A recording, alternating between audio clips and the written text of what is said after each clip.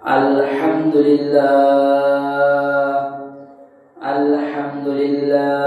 নাহমাদুহু ওয়া নাস্তাঈনুহু ওয়া নাস্তাগফিরুহু ওয়া নু'মিনু বিহি ওয়া নাতাওয়াক্কালু আলাইহি ওয়া নাউযু বিল্লাহি মিন শুরুরি আনফুসিনা ওয়া মিন সাইয়্যাতি আ'মালিনা মান ইয়াহদিহিল্লাহু ফালা মুদিল্লা লাহু ومن يضلله فلا هادي له ونشهد أن لا إله إلا الله وحده لا شريك له ونشهد أن سيدنا وسندنا وحبيبنا ومولانا محمدا عبده ورسوله صلى الله تعالى عليه وعلى آله وأصحابه وبارك وسلم تسليما كثيرا كثيرا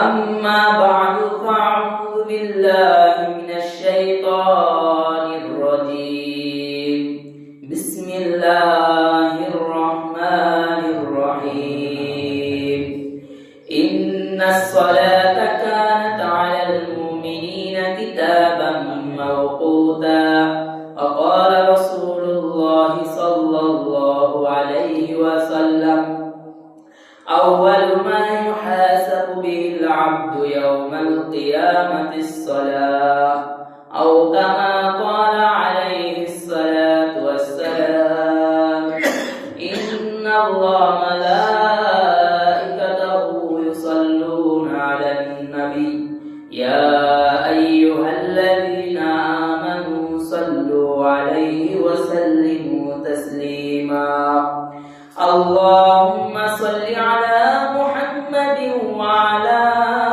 آل محمد كما صليت على إبراهيم وعلى آل إبراهيم إنك حميد مجيد اللهم بارك على محمد وعلى آل محمد كما باركت على إبراهيم وعلى آل إبراهيم إنك حميد مجيد الحمد لله মহান আল্লাহ পাক রব্বুল আলামিনের দরবারে লাখো কোটি শুকরিয়া যে আল্লাহ পাক রব্বুল আলামিন আপনাকে আমাকে আল্লাহর ঘর মসজিদে জুমার নামাজের উদ্দেশ্যে আসার এবং বসার তৌফিক দান করেছে।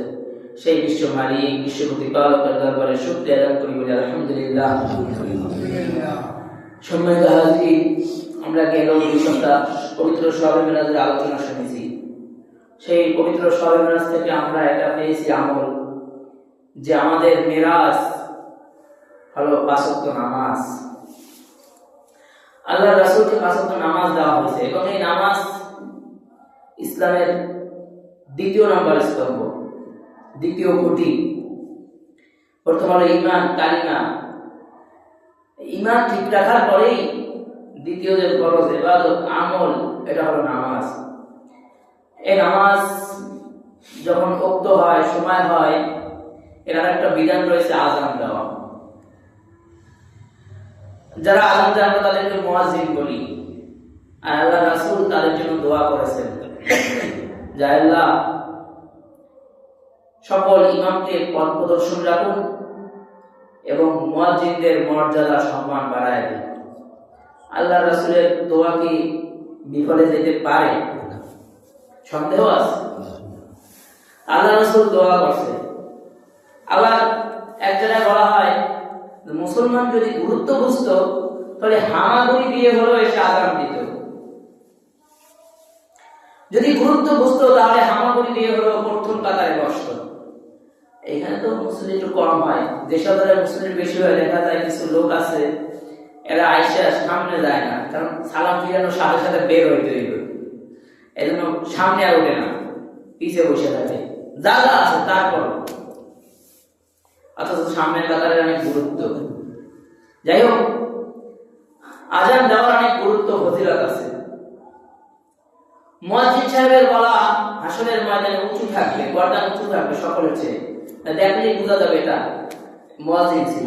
আবার বলা হয় যে মুয়াজ্জিন সাহেব আযান দেয়, এর আযান যত দূর যায়, এখানে এই আযানটা অন্য এলাকা মতাশা নতুন বাজার ওইদিকে গেছে, মাইকে আযান দিছে, আযানের শান্তি ওইদিকে গেছে, ওইদিকে মানুষ দেখছে কি আযান দিছে, দেখে নাই, চেনে আপনারা চেনে না। কিন্তু হাসরের ময়দানে এরাও সাক্ষী দিবে যে হ্যাঁ আল্লাহু আকবার বলেছে, এটা আমরা শুনছি, এই সাক্ষ্য দেবে। বলা হয় আযান দিলে আরেকটা লাভ কি, এখন তো আমাদের দেশে নেতারা বলে আযান দিলে এর থেকে নাকি বেশ্যার আওয়াজ পায়, নাউযুবিল্লাহ। অথচ হযরত বেলাল রাদিয়াল্লাহু তাআলা যখন আযান দিত তখন আবু জাহেলের দল বলতো, আরে বেলাল কি বলে, বেলাল চিল্লায় কেন, কাম কাজ নাই। ঠিক এই যে কিছু জাহেল আছে আবু জাহেলের মতো, এরাও আযান দিলে সহ্য করতে পারে না। আর সহ্য করতে না পারাই স্বাভাবিক ব্যাপার, কারণ মুয়াজ্জিন সাহেব যখন বলে আল্লাহু আকবার আল্লাহু আকবার আল্লাহু আকবার আল্লাহু আকবার, এই আযানের আওয়াজ, আযানের শব্দ যত দূর যায় তত দূর ভিতরে শয়তান থাকে না। বলা হয় শয়তান বায়ু ছাড়তে ছাড়তে পলাইতে থাকে। বুঝতে হবে ওরা শয়তানের দল, এই জন্য ওদের আযান সহ্য হয় না। আযান হলে যেমন শয়তান সহ্য করতে পারে না, ঠিক কিছু শয়তান থাকলে আবু জাহেল এরাও সহ্য করতে পারবে না। আমরা তো মুয়াজ্জিন সাহেব যারা থাকে, ইমাম সাহেব যারা থাকে, অনেক সময় এদের সাথে খারাপ আচরণ করি, অথচ আল্লাহ রাসূল এদের সাথে আচরণ খারাপ করতে নিষেধ করছে। কেউ একবার বেলাল রাদিয়াল্লাহু আনহুকে ভালো কথা বলতেই গালি দিয়েছে, কিন্তু আল্লাহ রাসূল বলছে এটা আর বলবা না। আযানটার অনেক ফজিলত আছে, কিন্তু আমরা আজ মনে করি কি এগুলো শুধু যারা হুজুর হইছে এগুলোই কাজ, এটা মনে করি। আবার এই বুঝছেন না যে হুজুরে আপনারা আযান দিতে কইতে আছে দিবেন, কিন্তু অনেক ফজিলত, কিন্তু আমরা বুঝি না। তবে এটা বিধান কি, এক একটা জিনিসের এক একটা নিয়ম আছে। আপনার হাতে মোবাইলটা চালানোর নিয়ম আছে, আযানের নিয়ম নাই, তাসবিহ নাই। মোবাইলে একটা সবুজ বাটন আছে, লাল বাটন আছে, সবুজটায় চাপলে ফোন রিসিভ হবে, লালটায় চাপলে কেটে দেবে। আপনি যদি আলোচন দরকার না, এটা আমি টাকা দিয়ে দিয়েছি, আমি লাল লাইসেন্সটা রিসিভ করবো, হইবে? হইবে না। ঠিক আপনার হাতের টাকার কেনা যদি এরকম না হইতে পারে, আযানের কিছু নিয়ম আছে। আমরা তো সুরের দিকে গুরুত্ব দেই, কার কণ্ঠ ভালো, আমরা এটা গুরুত্ব দেই, ঝুমুকের কণ্ঠ কত ভালো রে, আমরা এই ফজিলত দেখি। অথচ বেলাল রাদিয়াল্লাহু তাআলা আযান দিয়েছে, বেলালের কণ্ঠ ভালো ছিল না, মূল হলো শুদ্ধ। অনেক জায়গায় মুয়াজ্জিন সাহেব আযান দেয় আল্লাহু আকবার, তখন তো আসলে টান নেয়, আল্লাহু কইতে শুরু করে, সম্পূর্ণ ভুল। এটা ওই অর্থ পর্যন্ত পরিবর্তন হইতেছে, এবং আল্লাহর নামটাই অর্থ পরিবর্তন হইতেছে। এই সমস্ত যত বড় ডিগ্রিদারি হোক, ওই যেখানে টান নাই ওইখানে টান দিছে, আর যেখানে টান আছে টান দেয় না, এই ভুল করছে, আযান হয় না, শুদ্ধ হয় না। আবার অনেক মুয়াজ্জিন আছে বক্ত হওয়ার আগে আযান দিয়ে দেয়। বর্তমান যুগে এই ভুল হয়, এটা মানা যায় না, কারণ কখনো কখনো এখন টাইম দেখা যায়, মোবাইলে আপডেট টাইম আসে, কোন দিন কোন নামাজের 1 মিনিট কমছে, কোন নামাজের 1 মিনিট বাড়ছে, এগুলো এখন মোবাইলে আসে দেখা যায়। এরপরও দেখি যে আসরের ওয়াক্ত হওয়ার বাকি আছে 10 মিনিট, ওই যে আস্তে আস্তে শুনতেছে আযান দিতেছে, কি কোন ওক্তের আযান দিতেছে এই আমার বুঝে আসে না। আযানটার নিয়ম হলো মসজিদের বাইরে উঁচু স্থানে দাঁড়ায় দিবে, এই জন্য তো মেয়েরাও দাঁড়ায় আযান দেয়। আর যদি মাইকে দেয় তাহলে উঁচু স্থানে দাঁড়ানোর প্রয়োজন নাই, কারণ এখন তো আযানের শব্দটা যাইতেছে সবার কানে।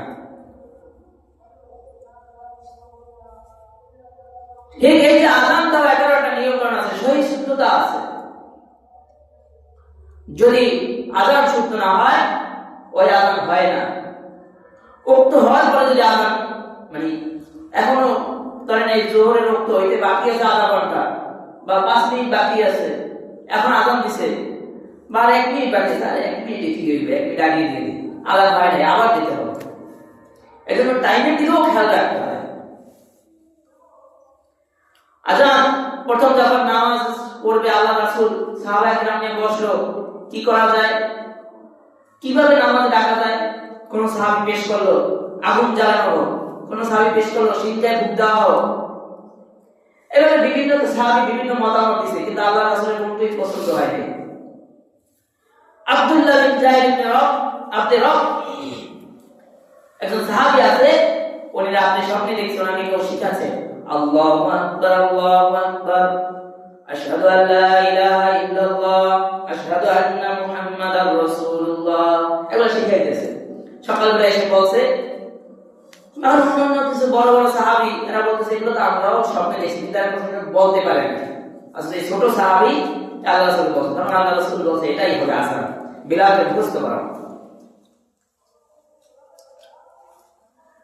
এইভাবে আযানকে ডাকা। এরপর আরেকটা আমরা যে ভুল করি, আযান মানে কি, আযান দেওয়ার অর্থ কি? আযান মানেই হলো এরা আর মুসলমানকে নামাজের দিকে ডাকা, এটাই দাওয়াত। কিন্তু আমরা আযান দিই, এরপরে আবার বলি প্রিয় মুসল্লি ভাইরা আর 5 মিনিট বাকি আছে, আর 10 মিনিট বাকি আছে। এবার আমি কইবেন বুঝে এটা তো ভালো কাজ করছে, কিন্তু এটার ক্ষতি কি জানেন? হ্যাঁ ভালো কাজ করছে, হ্যাঁ অমুক জায়গায় ঘুমাইয়া আছে, আপনি বলেন ভাই নামাজের সময় হয়েছে আসেন, আপনি একটা যদি আসতেছেন তাহলে ডাইকে আসেন, এই অমুক আসেন মসজিদে আসেন, তাহলে সমস্যা নেই। আপনি মসজিদে নাকি আযানও দিলেন আবার বলতেছেন 10 মিনিট আছে, এটার ক্ষতি কোন জায়গায় জানেন? এটার ক্ষতি এই জায়গায়, ওই মুসলমান যখন আযান হবে, আগে তো আযান হলেই দুনিয়ার সব কাজ ছেড়ে দিত, কিন্তু যখন এখন এই এলান শুরু হয়েছে তখন আর আযান দিতে ওঠে না, কয় আবার তো মাইকে কইবই আরে 5 মিনিট আগে 5 মিনিট আছে। আর যখন মাইকে এলান হয় আর 5 মিনিট আছে, এই উঠে দৌড় দেয়, উঁচু করে, দিশে পায় না।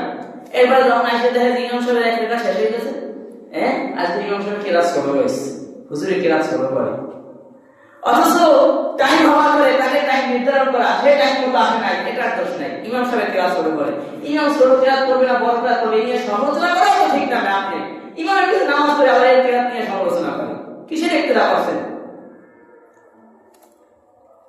এই আযানের গুরুত্ব কমে গেছে এই কারণে, মনে হয় যেন অনেক ভালো কাজ, কিন্তু না, আপনার আযানের মূল্যায়ন কমাই দিচ্ছে। এবং আযান দিতে বেশি উৎসাহিত হওয়া, আযান দেওয়া, কারণ এখন সওয়াব হইতেছে, যারা নামাজ পড়ে এদের সওয়াবটা আপনি পাইতেছেন। এটা হলো আমাদের নামাজের একটা বিধান, নামাজের জন্য ডাকা এই আযান। এবার আসেন নামাজ। বিশেষ করে আমরা ফজরের নামাজে অনেক মুসল্লি হয় মাশাআল্লাহ, কারণ সামনে রমজান মাস আসতেছে। আমার প্রশ্নের উত্তরটা দিয়ে, রমজানে মানে রমজান মাসে ফজরের নামাজে মুসল্লি অন্য দিনের তুলনায় বেশি থাকে না কম থাকে? তাহলে না সেদিন অন্য এলাকা থেকে এই লোকগুলো আসে ফজরে, বলে নেই রমজানে ফজরে যে লোকগুলো হয় এগুলো কি অন্য এলাকা থেকে আসে? এই এলাকারই হয়, এই এলাকার না। তো রমজানে ফজরে আসে কেন? ওই উঠছে ভাত খাইছে, এখন নামাজটা পড়ে। তাহলে রমজানে যেভাবে আসে তাহলে অন্যদিন এরা আসে না, ঘুমায় থাকে। অথচ ফজরের নামাজ সরদার নামাজ, যেভাবে আল্লাহ রাসূল অগণিত নবীগণের মধ্যে সর্বশ্রেষ্ঠ নবী, পবিত্র কোরআন যেভাবে অগণিত কিতাবের মধ্যে সর্বশ্রেষ্ঠ কিতাব, ঠিক সেইভাবে ফজরের নামাজ 5 ওয়াক্ত নামাজের ভিতর সরদার নামাজ। আরেকটা অলসতা হয় আসরে, আরেকটা অলসতা হয় এশায়।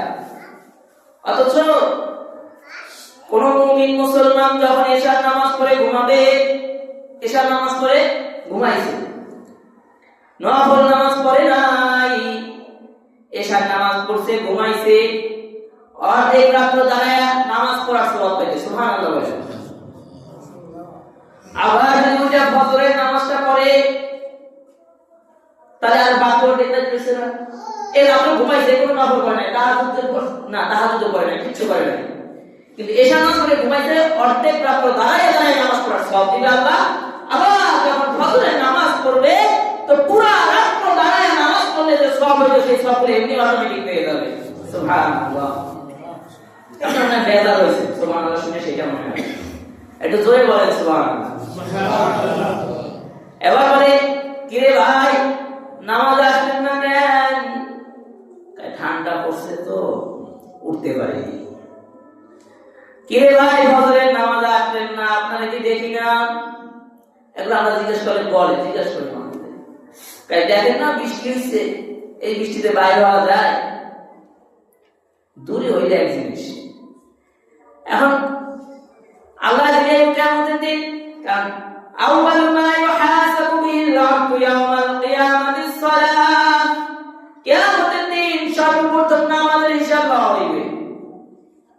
আল্লাহ জানেন কি আব্দুর রহমান আব্দুল কুদ্দুস নামাজ পড়লে কেন?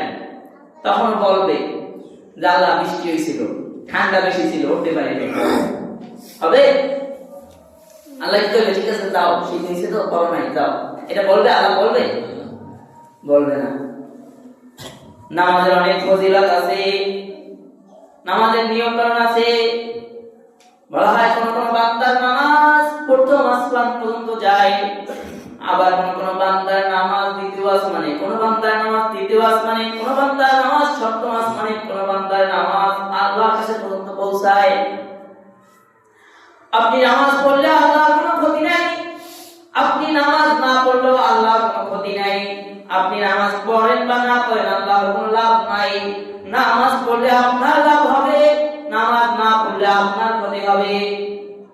আল্লাহর কিছু আছে? হাসরের ময়দানে সকল মুসলমান যখন দাঁড়ায় থাকবে বলবে সিজদা করো, যারা নামাজ পড়ছে তারা সিজদা করবে, আর যারা নামাজ পড়ে নাই তাদের কোমরটা তক্তার মতো শক্ত হয়ে যাবে। বারবার চেষ্টা করবে সিজদা দেওয়ার জন্য, কিন্তু সিজদা দিতে পারবে না। তখন তাদেরকে জাহান্নামে ফেলাই দেওয়া হবে। বারবার বারবার চেষ্টা করবে যে একটু সিজদা দিই, কিন্তু দুনিয়ায় তো নামাজ পড়ে নাই, ব্যবসা চলছে, বাণিজ্য চলছে, সব চলছে, কিন্তু নামাজের সময় পায় নাই। ওরা এই পাবলিক যারা থাকবে এরা হাসরের ময়দানে আল্লাহর সামনে সিজদা দিতে পারবে না। আল্লাহ অগণিত সওয়াব রেখে দিয়েছে। আল্লাহ রাসূলের মতো দয়ালু তো দুনিয়ার ভিতরে কেউ নাই। আছে? সন্দেহ আছে? তাহলে জোরে বলেন আল্লাহ রাসূলের মতো কোনো দয়ালু আছে?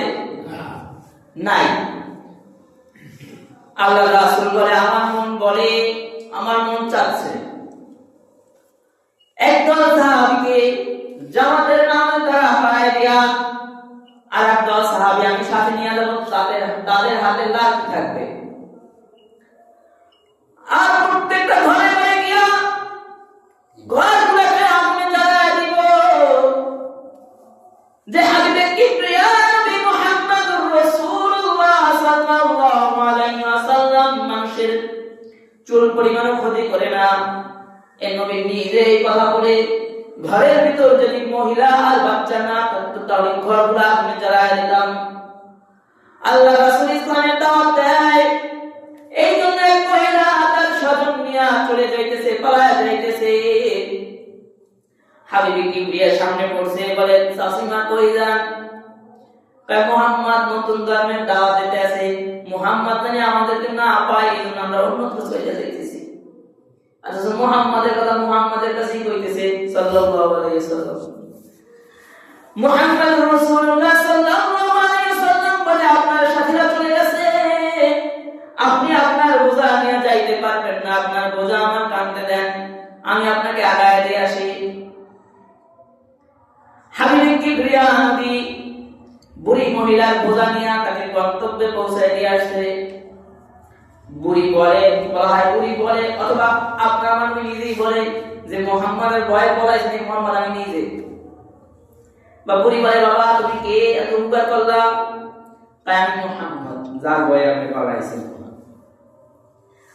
বুড়ি বলে যার ভয়ে বলাইছিলাম সে ছিল, তারপর আমাদেরকে এই জায়গায় আগায় দিয়ে আসলে এ কোনো খারাপ লোক হতে পারে না, এ কোনো মিথ্যা ধর্মের দাওয়াত দিতে পারে না।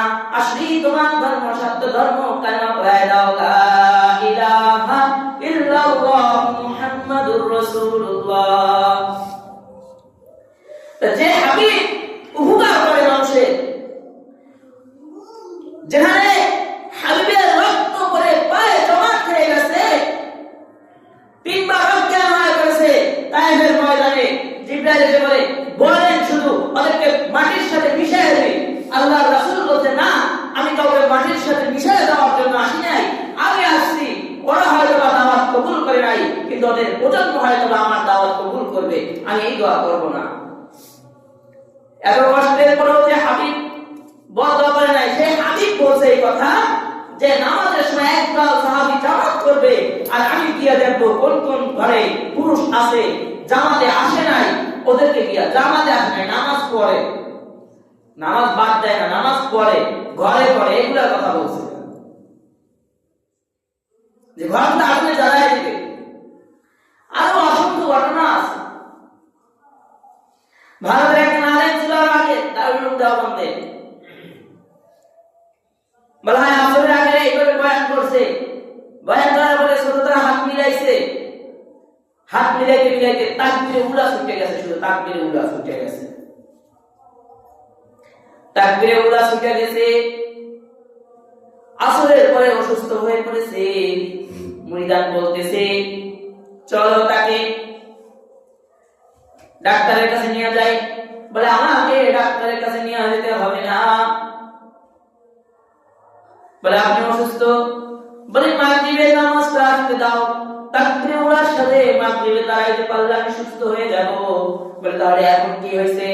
কয় তাকবীরে উলা দিতে পারি নাই, আমার কাছে মনে হইতেছে এখন যদি আমি মাগরিবের আগে মারা যাই তাহলে কেন যিনি আমি তার শেষ নামাজটা তাকবীরে উলা ছাড়া হয়ে যাবে, এই চিন্তায় আমি অসুস্থ হয়ে পড়ছি। বলা 40 বছর ধরে উনি তাকবীরে উলা দিয়ে নামাজ পড়তেছে, শুধু একদিন ছুটে গেছে, এজন্য অসুস্থ হয়ে পড়ছে। গুরুত্ব ছিল, এখন আর গুরুত্ব নাই। এখন বলি দেখে আছে 10 মিনিট, একটা রাস্তাতে যাইতে লাগবে 2 মিনিট, এইবারে মসজিদে যাই উঁচু করতে লাগবে 2 মিনিট, গেলেই তো এইভাবে করে। আবার কেউ যদি কোন রকমের বাজার দিয়ে আসে, বাড়ি যাবো 10 মিনিট আছে তাই নামাজে বই, তো মসজিদে ঢুকছে গরিব দিকেই তাকাই থাকে, আর ইমাম সাহেবের দিকে তাকায়, কোন সময় টাইম হয়েছে ইমাম সাহেব দেরি করতেছে। অথচ বলা হয় কেউ যদি নামাজের অপেক্ষা করে বসে থাকবে, যতক্ষণ বসে থাকবে ততক্ষণ নামাজের সওয়াব পাইবে, কিন্তু আমরা বসে বসে বই দেখি কোন সময় টাইম হইবে। আর যদি কোন রকম 1-2 সেকেন্ড বেশি হয়ে যায়, এই ইমাম সাহেবের দিকে তাকাইনা শুরু করে দেয়, মানে হুজুরে বুঝাইতেছে টাইম হইছে। এরকম হালত না আমাদের, এই হালত হয়েছে আমাদের। আমাদের তার নামাজের গুরুত্ব নাই, অথচ পাপাচার যারা থাকবে এতে শাস্তি অনেক কঠিন হবে, ভয়ঙ্কর হবে। নামাজ পড়লে ঠিক যেভাবে অসংখ্য ফজিলত আছে, জান্নাতে অনেক রাজ নেয়ামত আছে, আবার খালি নামাজ পড়লেই হবে না, আমাদের ভিতরে খুশি খুশিও থাকতে হবে, ধ্যান মগ্ন নামাজ থাকতে হবে। বলে ছোটবেলা হুজুররা একটা গল্প বলছিল, নামাজ 4 রাকাত, এশার নামাজ, কারণ সাধারণত এশার নামাজে আগে ব্যবসা বাণিজ্য শেষ হয়, নামাজে দাঁড়াইতে পড়ে যখন নামাজ শেষ হলো তো হুজুর এক রাকাত ভুল করছে। ভুল করছে বলতে কি, নামাজ শেষ হয়ে গেছে, সালাম ফিরাইছে, মানে হুজুর 4 রাকাত করাইছে। এখন একজন লোক বলতেছে হুজুর নামাজ 1 রাকাত কম হইছে, অন্য সবাই কইতেছে যে না নামাজ 4 রাকাত হইছে, হুজুরেও কয় নামাজ 4 রাকাত হইছে। আচ্ছা আপনাদের বললেন ভুল হইছে, ভুল হইছে কেমনে কয়? হুজুর আমার তো 4টা দোকান, আমি 4 রাকাত নামাজে 4টা দোকানের হিসাব নিকাশ করতাম, কোনটায় কত হইছে, কোনটায় কত লাভ হইছে আর লস হইছে, আর 3টা দোকানের হিসাব করছি, আর মধ্যে আমি সালাম ফিরেছেন, তার মানে নামাজ 3 রাকাত হইছে, 4 রাকাত হয়নি। আমাদের নামাজ ব্যবসা বাণিজ্যের হিসাব চলে, আমাদের নামাজ সংসারে কি বাজার করেছে এই হিসাব চলে, আমাদের ধ্যান নাই, মগ্ন নাই, একাগ্রতা নাই। এই জন্য বলা হয় কোন কোন নামাজি নামাজ পূর্ণ বানায় তারপরে চেহারা উঠে ভিক্ষা করা হয়, এরকম নামাজ আমার দরকার নাই, এই কথা বলে আল্লাহ। নাউজুবিল্লাহ। নামাজ ঠিক ইখলাসের সাথে পড়তে হবে। বাবা মারা গেছে 3 দিন নামাজ পড়ে, মা মারা গেছে 3 দিন নামাজ পড়ে আর পড়তে মসজিদের দ্বার দেওয়া হাঁটে না। লোক মারা গেছে, জানাজা করতে আসছে, নামাজ পড়ে আর নামাজ পড়ে না, নামাজের ফরজ জানে না, নামাজের ওয়াজিব জানে না। কেই তো মুসলমান রে, কিসের মুসলমান দাবি করে? নামাজের ফরজ আছে, ওয়াজিব আছে, জানেন না। নামাজ ভঙ্গের কারণ আছে, জানে না। নামাজের মধ্যে বায়ু বের হয়ে গেলে কি করবে দিশে পায় না, মাসালা জানে না। আমাদের ফরজ আছে, শরীর পাক, কাপড় পাক, আমাদের জায়গা পাক, সতর টাকা কিবলা দেওয়া, অত্যন্ত নামাজ পড়া, আমাদের নিয়ত করা, এগুলো শিখায় বাচ্চাদেরকে মাদ্রাসায়। আমাদের ভিতরে ফরজ আছে, আমরা তো অনেক সময় ওই বলছি টাইম দেখতে দেখতে দেরি করে বের হয়, এরপরে দেখে হুজুর রুকুতে চলে গেছে, এখন দৌড় দিয়ে হলো এসে রুকু ধরতে হবে, তো আয়েশা তাকবীরগুলো না দিয়ে এসে রুকুতে দাঁড়ায়। অথচ তাকবীরগুলো ছাড়া এটা স্টার্টিং হয় না, নামাজ শুরু হয়। এজন্য তাড়াহুড়া না করা, আগাম হয়েছে তো আপনাকে নামাজের জন্য সব কাজ ছেড়ে দিতে হবে, নামাজে আসতে হবে, তাহলে দৌড়াদৌড়ির প্রয়োজন নাই। এবার আরেকটা ভুল, ফজরের নামাজের 2 রাকাত সুন্নাত, এই 2 রাকাত সুন্নাতের এত মূল্যায়ন সারা দুনিয়া যদি এক পালায় রাখা হয় আর এই 2 রাকাত সুন্নাতের এক পালায় রাখা হয়, তাহলে এই 2 রাকাত সুন্নাতের মূল্য বেশি হবে, ওজন বেশি হবে। এই জন্যই তো কোন নামাজ জোহরের সময় ইমাম তাকবীর দিয়ে দিয়েছে আর আপনারা সুন্নাতের নিয়ত করেন না, কিন্তু ফজরের সময় ইমাম তাকবীর দেওয়ার পর সুন্নাতের নিয়ত করেন কিনা? এই সুন্নাতের নিয়মটা হলো বাসা থেকে পড়ে আসবে। এক, বাসা থেকে পড়ে আসবে, যদি না হয় মসজিদে এসে বসবে পড়বে, যদি বাসায় করার পরিবেশ বা দেখা যায় ঘুরতে পড়ার মানুষ হয় না, এসে মসজিদে পড়বে। 3 নম্বর হলো আয়েশা, আর 3 নম্বর মসজিদে তো টাইম থাকলে পড়বে। আর যদি ইমাম সাহেব তাকবীর দিয়ে পড়ায় তখন কি করবে? যদি এরকম মনে হয় আমরা তো হুজুরের দ্বিতীয় রাকাতের রুকুতে যাই, এরপর এসে সুন্নাতে দাঁড়াই, কিন্তু সেই জন্য এই সুন্নাতের এত দাম ঠিক আছে, কিন্তু ফরজের চেয়ে দাম বেশি না, ফরজের চেয়ে কম আছে। হুজুর দ্বিতীয় রাকাতের রুকুতে গেছে, এরপর সুন্নাতের নিয়ত করতেছে, অথচ ওই সুন্নাতের তাকবীর তখন দিবে যখন এতে ইয়াকিন থাকবে যে আমি এখন এই 2 রাকাত সুন্নাত আদায় করে হলে প্রথম রাকাত ইমামের সাথে ধরতে না পারলেও দ্বিতীয় রাকাত ধরতে পারবো, তখন ওই সুন্নাতের নিয়ত করবে। দেখেন দ্বিতীয় রাকাতের রুকু শেষ হয়ে যায়, এরপরে না, এটা করা যাবে না। এক, বাসা থেকে পড়ে আসবেন, না হয় আসে পড়বেন, দেরি করে আসছে দেখবেন যে ইমামের কিরাত কোন পয়েন্টে আছে, কিরাত বলতে টাইমের দিক তাকাইবেন। কারণ ফজরের নামাজ সাধারণত আমি দেখছি আমার পড়তে 10 থেকে 12 মিনিট লাগে, এক পৃষ্ঠা করে তেলাওয়াত করি, তো অনেক সময় দেখা যায় দুই এক জায়গায় দিয়ে সময় ছোটটা পড়ি, তো আপনি দেখবেন টাইম যে 5 মিনিট হয়েছে, তার মানে আমি দ্বিতীয় রাকাত না পাওয়ার সম্ভাবনা আছে, 5 মিনিট হয়ে গেছে, তার মানে আপনি এসে ইমামের সাথে দাঁড়াবেন। আর দেখছেন যে না 6:15 নামাজ, 6:15 বা এখন 16 বাজছে, তার মানে আমি দাঁড়াই দ্বিতীয় রাকাত পাবো, তার মানে আমি সুন্নাত পড়তে পারি। টাইমের দিকে খেয়াল রাখা। নামাজের জন্য কোনো অজুহাত হবে না। সাহাবায়ে কেরামের আমল থেকে পাওয়া যায়, সাহাবায়ে কেরামের অভাব আসতো, আল্লাহর রাসূলের কাছে গেলে আল্লাহর রাসূল বলতো নামাজ পড়ো, অভাব দূর হয়ে যাবে। দুশ্চিন্তা পেরেশানিতে থাকে, বলে নামাজ পড়ো, পেরেশানি দূর হয়ে যাবে। নামাজ পড়ো, রিজিক আসবে। আমরা রিজিক তালাশ করি কিন্তু নামাজ পড়ি না, বলে নামাজের মাধ্যমে রিজিক আসে, নামাজের মাধ্যমে বরকত আসে, অথচ নামাজ পড়ি না, রিজিক তালাশ করি। ভাই জানেন প্রফেসরের শাস্তি কেমন হবে? আজরাইল আলাইহিস সালাম ভয়ঙ্কর রূপ নিয়ে আসবে, ভয়ঙ্কর রূপ নিয়ে আইসা বাচ্চাদের জানটা বের করবে। বলা হয় বাচ্চারা যখন হাতের পশমগুলা ধইরা কানে যেমন ব্যথা লাগে, শরীরের ভিতর কাটা ঢুকলে যেমন ব্যথা লাগে, আজরাইল আলাইহিস সালাম এইভাবে জানটাকে কষ্ট দিয়া বের করবে। আর একদল লোক থাকবে, মানে ফেরেশতা থাকবে, তাদের হাতে সালা থাকবে। আত্মাটা বের হয়ে গেলে ফেরেশতা বলবে সালার মধ্যে দিয়ে দেন। সালাটা নিয়ে যখন যাইতে থাকবে, প্রথম আসমান থেকে ফেরেশতা নাকে হাত দিবে, নাকে হাত দিয়ে বলবে কি রে, এটা কার আত্মা? আমার জানা নাই এটা কার আত্মা, আমার আত্মাও হতে পারে। বলে কি রে কার হাত দিবে, তাহলে কি পরিমাণ দুর্গন্ধ হবে। এরপরে বলবে তাড়াতাড়ি নিয়ে যাও, নিয়ে যাও। বলে কবরের মধ্যে বাবাকে জিজ্ঞাসা করা হবে, মার রব্বুকা মান দীনুকা মান নাবিয়ুকা। পরীক্ষা প্রশ্ন ফাঁস হইলে দুনিয়ার মনে আন্দোলন হয়, প্রশ্ন ফাঁস হয়েছে। অথচ আল্লাহ আপনাকে কবরে 3টা প্রশ্ন করবে, প্রশ্ন ফাঁস করে দিয়েছে। কবরের মধ্যে যখন জিজ্ঞাসা করবে মার রব্বুকা, পাপাচার বলবে লা আদরি, আমার জানা নাই। বলবে মান দীনুকা, বলবে আমার জানা নাই।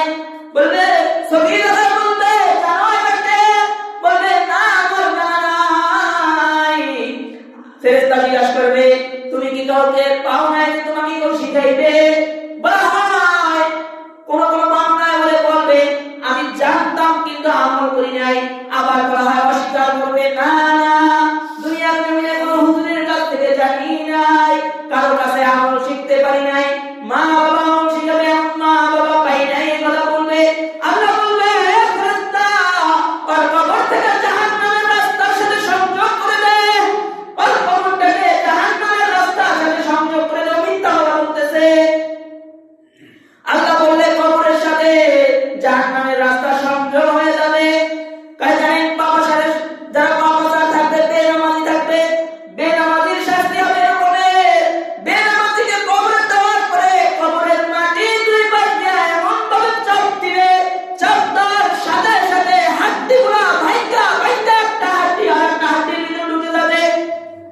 দ্বিতীয় শাস্তি হবে কবরটাকে আগুন বানায় দেওয়া হবে, কবরটাকে আগুন জ্বলবে, কবরের বিছানা আগুন হয়ে যাবে, কবরের চারপাশের দেওয়াল আগুন হয়ে যাবে, কবরের উপরেও আগুন জ্বলবে। যখন জাহান্নামের তাপ আসবে, জাহান্নাম থেকে যখন তাপটা দেওয়া হবে, তখন উনি যখন উঠতে যাবে দেখবে বিছানা আগুন হয়ে গেছে, দেওয়াল আগুন হয়ে গেছে, উপরে আগুন হয়ে গেছে। এগুলা বেনামাজির শাস্তি হবে। আরো কঠিন কঠিন শাস্তি হবে। বলা হয় বেনামাজি কবরে রাখলে একটা সাপ আসবে, যে সাপটার চক্ষু হবে বড় এবং চক্ষুটা হবে আগুনের। সাপের মুখটা যে অংশটা থাকে, শক্ত যে অংশটা থাকে সামনের মুখটা, ওটা হবে লোহা। বলে আল্লাহ রাসূল বলে জানেন সাপের এই মুখটা কত বড় হবে? বলে এক মাথা থেকে হাঁটতে হাঁটতে আর এক মাথা পর্যন্ত চাইতে 1 দিন সময় রাখবে। একবার চিন্তা করেন সাপটা কত ভয়ানক হবে। এগুলো আল্লাহর রাসূল বলছে। কেন বলছে জানেন? কবরের আযাবগুলো মানুষ আর জিন এরা 2 দল দেখতে পায় না, এজন্যই তো কবরস্থানে গরু ছাগল বাঁধা নিষেধ আছে।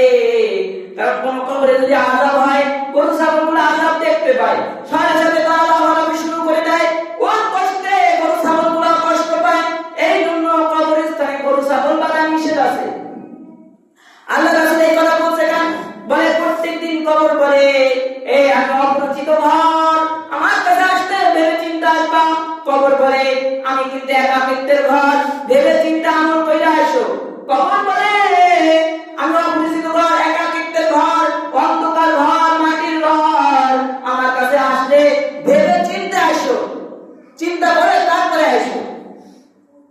অথচ বয়স হয়ে গেছে, 30 বছর হয়ে গেছে, 40 বছর হয়ে গেছে, 50 বছর হয়ে গেছে, নামাজ ভঙ্গের কারণ জানে না, নামাজ কি করলে ভাঙে এটাও জানে না, নামাজের জন্য উযু করতে হয় কিভাবে এটাও জানে না, কিভাবে গোসল ফরজ করতে হয় এটাও জানে না। বলে আবার যদি এটা বলে মা বাবা শিখায় নাই তো ছোটবেলা। আরে মিয়া আপনি বলেন তো কয়জন সাহাবী ছোটবেলায় শিখছে? আবু বকর কি ছোটবেলায় শিখছে? ওমর কি ছোটবেলায় শিখছে? আলী কি ছোটবেলায় শিখছে? বলে সময় নেই। কিসের সময় নেই? বাজার ঘাটে দোকানে বসে আপনার টিভি দেখার সময় থাকে, খেলা দেখার সময় থাকে, অথচ ইলম শেখার সময় থাকে না আপনার কাছে, কোরআন শেখার সময় থাকে না, নামাজ শেখার সময় থাকে না, 10টা সূরা নামাজের জন্য শেখার সময় থাকে না আপনার কাছে। যে কথাগুলো বলা হয়েছে আল্লাহ তাআলা এই কথাগুলোর উপর আমল করার তৌফিক দান করুন এবং আমাদেরকে সামনে থেকে যেন আমরা 5 ওয়াক্ত নামাজ জামাতের সাথে আদায় করতে পারি, আল্লাহ সেই তৌফিক দান করুন। আমিন। আমিন। আলহামদুলিল্লাহ।